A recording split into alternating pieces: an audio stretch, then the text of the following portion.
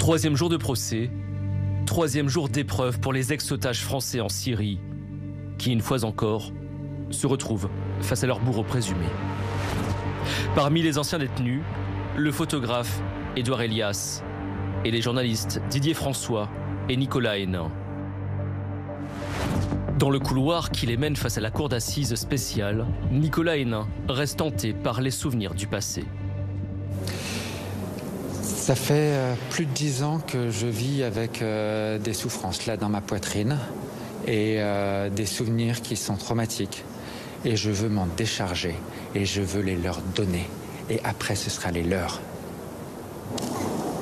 Ça va encore être une journée pénible.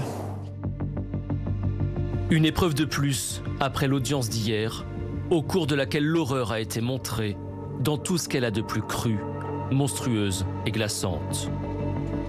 La Cour a diffusé des images de leur lieu de détention. Cet hôpital d'Alep, transformé en centre de torture.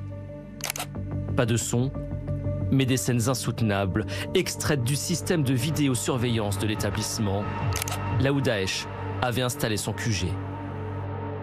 Ces photos, sur lesquelles les Français n'apparaissent pas, ont été obtenues par une ONG et transmises à la justice française. On y voit des otages enfermés dans le sous-sol. Soumis, ils ont les yeux bandés. Certains ont les mains attachées à des canalisations. La journée d'hier a été un résumé de cette grande entreprise de prise d'otages terroristes qui se termine par des images insoutenables des exécutions, puisque 9 otages dans d'autres groupes ont été tués. Et le président les a invités à la fin à réagir et leur réaction manquait singulièrement d'empathie. L'un des enquêteurs de la DGSI revient alors sur ce qui vient d'être diffusé.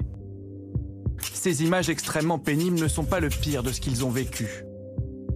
Ce qu'ils ont vécu, Édouard Elias, 22 ans au moment de son enlèvement, le raconte aussi aujourd'hui. Sans flancher, le photographe déroule son calvaire. On avait les yeux bandés, dès qu'on levait le visage, on se faisait tabasser, rouer de coups, du waterboarding, ça s'appelle du waterboarding. J'ai quand même eu une serviette remplie d'eau avec de l'eau qui rentrait dans les poumons. On a été privé de nourriture, privé de sommeil. Assis non loin de lui, Mehdi Nemmouche ne le lâche pas des yeux. L'homme, accusé d'avoir fait de la captivité des ex-otages un enfer, nie toujours avoir été leur geôlier. Je reconnais la voix de ce gardien qui était extrêmement sadique, qui, par plaisir, faisait du mal à des gens. Il aurait pu, s'il en avait, je pense, eu l'occasion, aller encore plus loin, comme on fait d'ailleurs des gardiens anglo-saxons qui ont décapité et posé la tête de mes amis sur leur corps. S'il avait pu le faire, il l'aurait fait, il nous le disait, il voulait le faire, etc. Et il est venu nous le dire souvent. Très souvent. En fait, on a eu une extrême présence de cette personne qui est venue nous parler, etc. Et donc oui, sa voix, lorsque je l'entends ici, c'est évident. Son ex-codétenu, Didier François, a lui aussi raconté l'horreur de sa détention. Le même descriptif, la même inhumanité. Rajoutant que sans la présence d'Édouard Elias à ses côtés, il n'aurait jamais tenu.